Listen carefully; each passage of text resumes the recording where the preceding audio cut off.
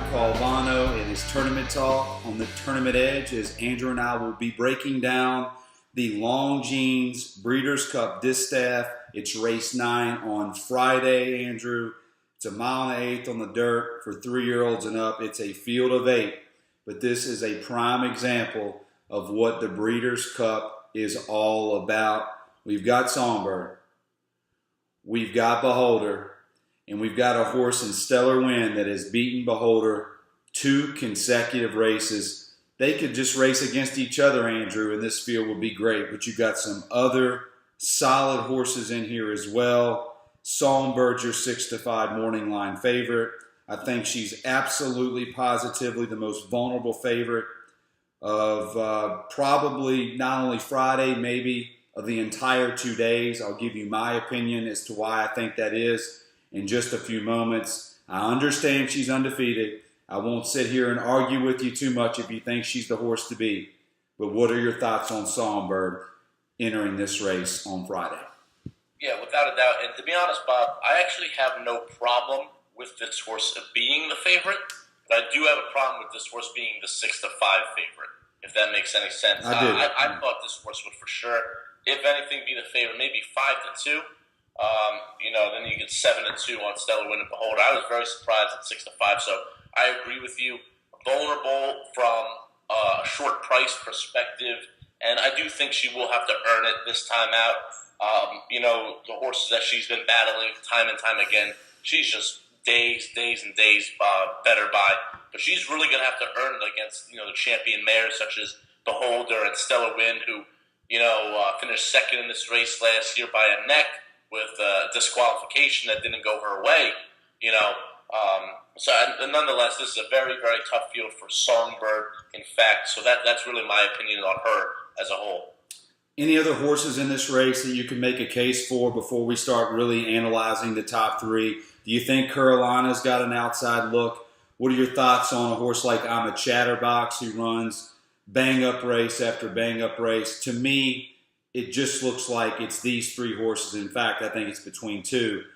Everyone else is solid. They just don't seem to be fast enough. Yeah, and I agree with you. And there's no doubt that every horse in this field in its own mind is a very talented horse. I just think some of them just aren't in the field of the big 3, if that's what we're going to call them for this race. I have a lot of respect for Alma Chatterbox, but afraid that this one may get caught in not so much of a pace duel, but just maybe a little too close to Songbird, and I'm not sure how that one will work out in its favor here. I thought Carolina had a big chance to get some minor pieces here. Maybe round out the try, at 15-1 or so. So I'll definitely try to key that one in with my top selection. Carolina, obviously, Todd Pletcher, the trainer, has won this race last year. And the horse has just been outstanding, especially in the Shoe V, and ran a very good race, 2 races behind Cavorting this year. So I think Carolina could get some minor plays.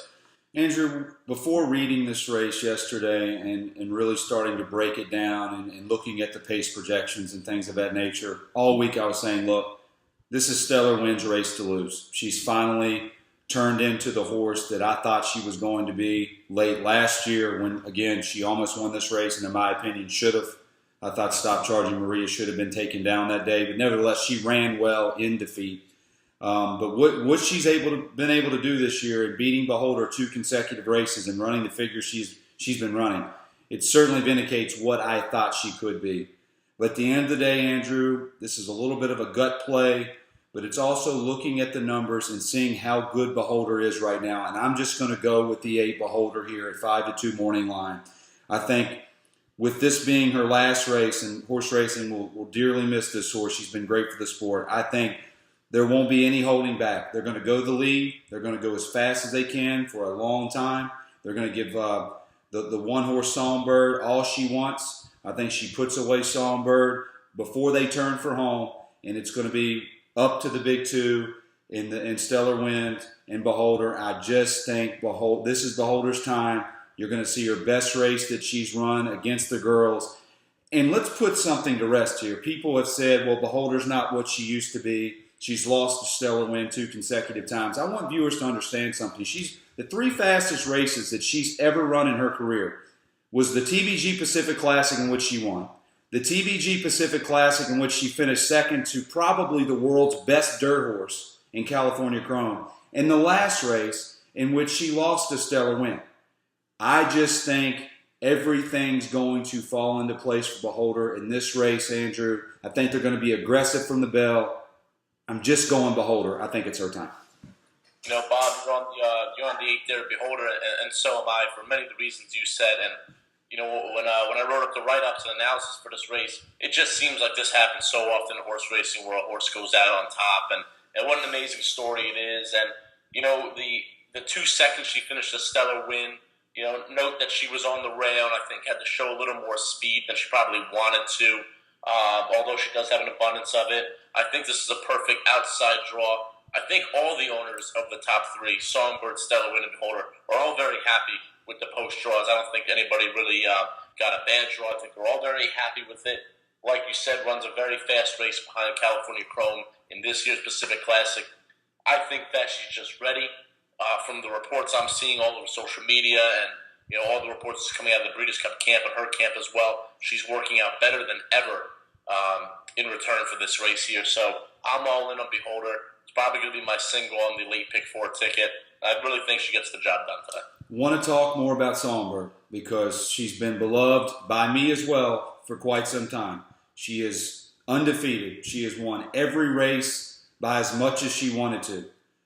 But for me, Andrew, she's never run figures anywhere close to the big 2, and she's never faced anything close to what she's going to face on Friday. To take something from Nick Tamero the other day on a tweet that I saw him send out, that she's never faced a horse in which that horse ran 100 by her in the same race in which she was in. Now she's going to face 5 horses in one race that at some juncture in their career have run at least 100 buyers. My question to you is, do you think this horse has a chance to not run in the money on Friday? To not run in the money?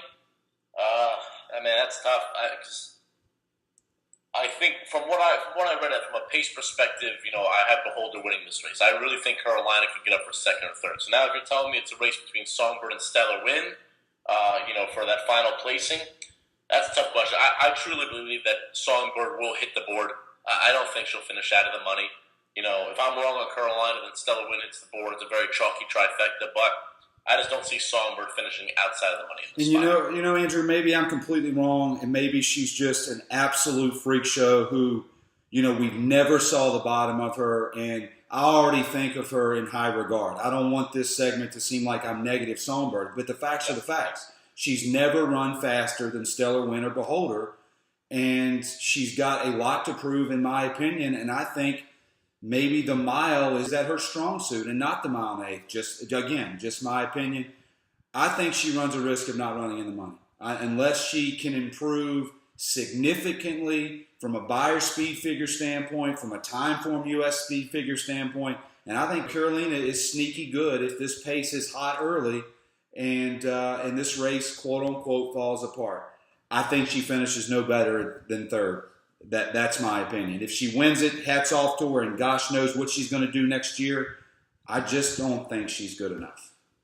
Yeah, without a doubt, and obviously respectful facts. You know, obviously when you dig deep and you look at the numbers, you know, that's just how you know this horse can be beaten. I think we're on the right path there of trying to better beat. And like you said, Bob, you know, to the viewers out there, don't let this be a segment of us trashing Songbird. We have recognized everything that she has done.